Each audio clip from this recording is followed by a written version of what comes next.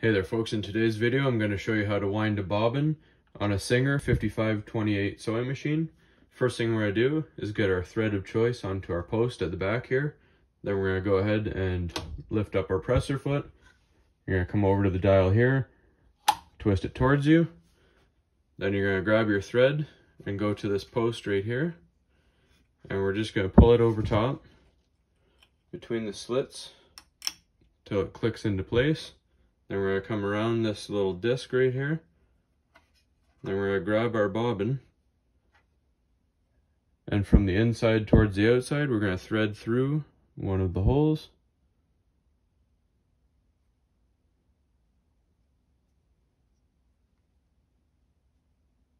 Then we're going to set our bobbin onto this post right here till it clicks into place. Then we're going to push it over. Hold up your little tail and press your foot pedal and let it do its thing.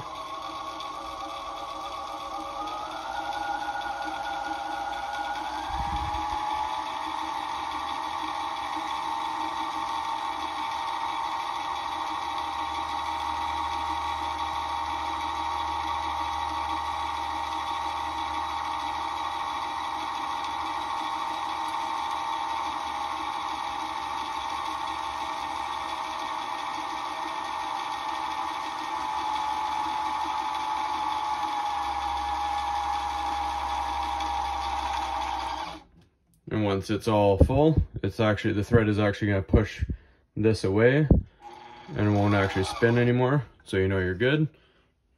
We're just going to break the thread. You can use scissors if you want. We're going to push this away, pull it out, and there you have a fully loaded bobbin, and it's ready to go into your machine. That's all there is to it. Hopefully this was helpful, and please like and subscribe.